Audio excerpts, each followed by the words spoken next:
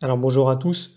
Aujourd'hui, nous sommes très heureux de vous annoncer la parution papier d'un ouvrage réunissant deux traités de Saint-Pierre d'Alcantara.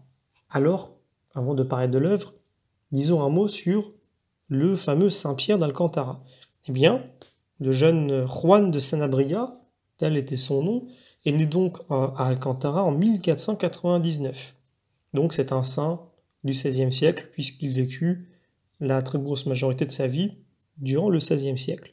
Alors, son histoire est assez longue, mais pour faire une toute petite information à ce sujet, un tout petit résumé, eh bien, c'est tout simplement un réformateur des frères mineurs déchaussés.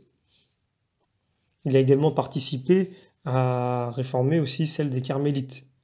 Donc, il est donc à l'origine de cette spiritualité appelée déchaussée. Et il est donc reconnu, comme vous l'avez compris, saint par l'Église catholique.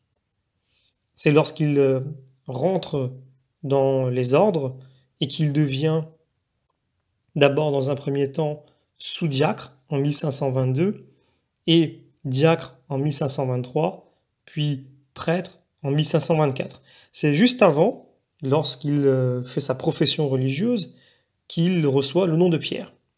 Alors, quelles sont les œuvres donc que je vous propose aujourd'hui? Alors c'est très simple, il y a deux traités. Le premier traité est celui de l'oraison et de la méditation, et le second de la dévotion. Donc concernant le premier traité, c'est un traité assez large qui se résume en 12 chapitres et qui donc va rentrer en détail sur le sujet de l'oraison et de la méditation, notamment quels sont les fruits que l'on peut retirer de l'oraison, quelle est la matière de la méditation, quel est le temps que l'on doit leur consacrer, et également il décompose, explique l'oraison. Qu'est-ce que c'est? Comment la préparer? Il va parler de la lecture, de de l'action de grâce, de l'offrande, de la demande, et évidemment donner quelques conseils pour pouvoir la diriger correctement. Et concernant le traité de la dévotion, c'est pareil. Il va expliquer ce qu'est la dévotion, quelle est sa nature, des 9 choses qui nous aident, des 10 choses qui nous empêchent à la dévotion, qui donc empêche la dévotion elle-même, et également les tentations les plus communes dans l'oraison. Et il termine toujours avec des conseils, des avis. Voilà, c'est vraiment un traité de spiritualité qui peut permettre à tous ceux qui s'adonnent à l'oraison, à la méditation et à la dévotion, ce que je pense personnellement que tout catholique doit expérimenter, eh bien, cet ouvrage donne vraiment une belle profondeur, de belles explications et nous permet de pouvoir grandir dans cette très belle foi que constitue, c'est un élément, pour moi, l'oraison primordial de la foi catholique. C'est très important. C'est le cœur à cœur avec Jésus-Christ. C'est ce qui nous permet de nous rapprocher de lui au maximum. Alors certains me diront non, c'est l'Eucharistie, effectivement.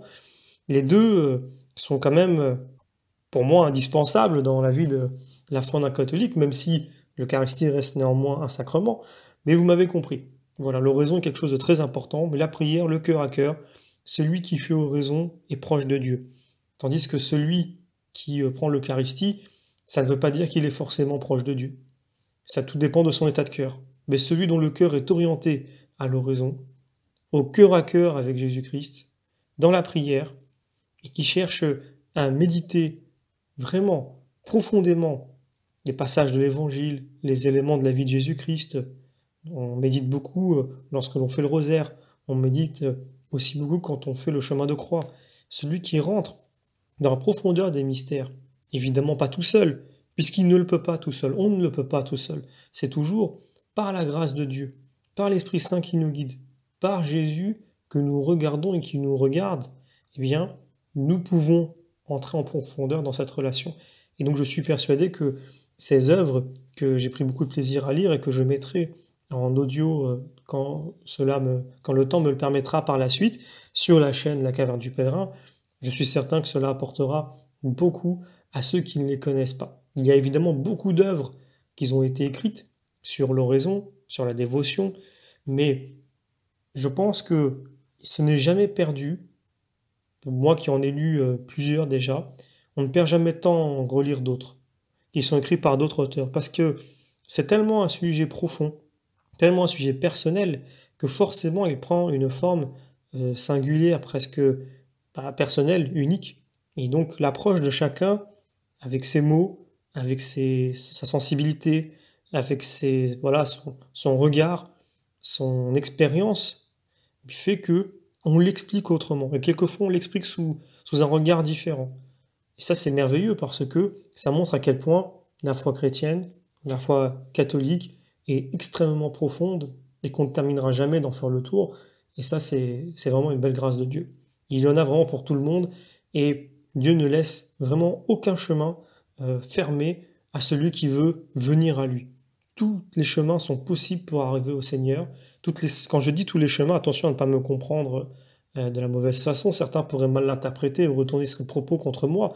Ce que je veux dire par là, c'est que toutes les sensibilités spirituelles, à tous les âges de la vie spirituelle, Dieu a fait en sorte que nous ayons de quoi nous nourrir pour pouvoir grandir et avancer.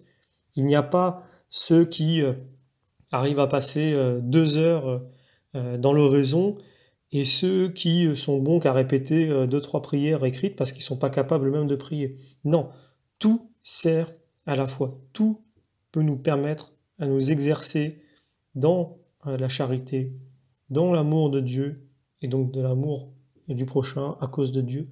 Donc Dieu ne laisse personne de côté et il permet à chacun de pouvoir se coller vraiment, se greffer à l'Église par l'intermédiaire d'une porte.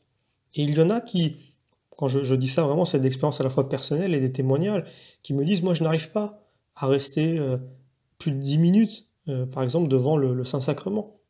D'autres vont passer la journée. Et d'autres, ceux qui ne peuvent peut-être pas passer beaucoup de temps devant le Saint-Sacrement, vont peut-être avoir une sensibilité portée vers des actes, je dirais, je vais prendre un exemple, hein, non pas que les deux soient incompatibles, mais peuvent peut-être s'adonner davantage à des actes de charité concrète.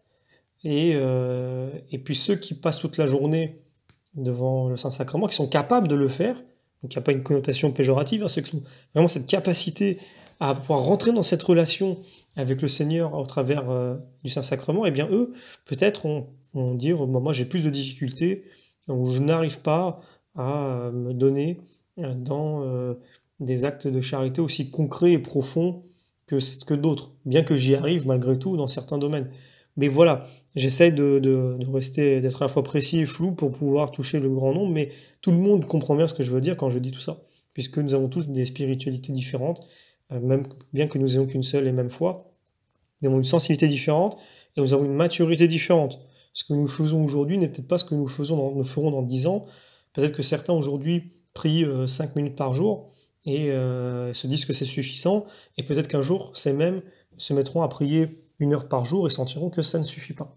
Vous voyez, il y a le chemin qui mène au Seigneur, il n'est jamais le même pour chacun. Et donc, pour revenir à l'origine du sujet, je pense qu'on ne lit jamais assez d'œuvres concernant les sujets de la foi chrétienne, parce que à chaque fois elles sont abordées sous un regard ou sous un angle différent. Voilà. Donc, si vous souhaitez vous procurer l'ouvrage, comme d'habitude, vous pouvez retrouver le lien dans la description. N'hésitez pas, comme toujours, à en parler autour de vous, à partager.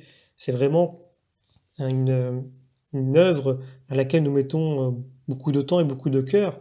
Nous sommes très heureux de pouvoir mettre à disposition du plus grand nombre des ouvrages de cette importance-là, comme toujours à un coût très bas, vraiment très bas par rapport à ce que l'on pourrions faire ou par rapport à ce que des maisons d'édition font.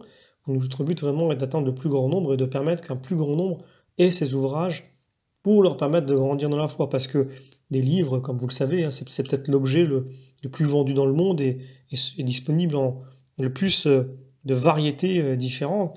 Donc il y a largement le choix, mais nous choisissons de façon précise vraiment les œuvres qui peuvent être fidèles un petit peu à notre ligne éditoriale, à savoir la vie des saints, commentaires des textes des Saintes Écritures, ou des textes de spiritualité, des fois des textes aussi d'histoire, vous commencez à en voir, d'histoire de l'Église, d'histoire des chrétiens. Voilà. Je vous remercie, comme toujours, pour votre fidélité. Je vous remercie pour les messages que vous nous envoyez, les encouragements. Et je vous donne donc d'ores et déjà rendez-vous la semaine prochaine pour la parution d'un nouvel ouvrage.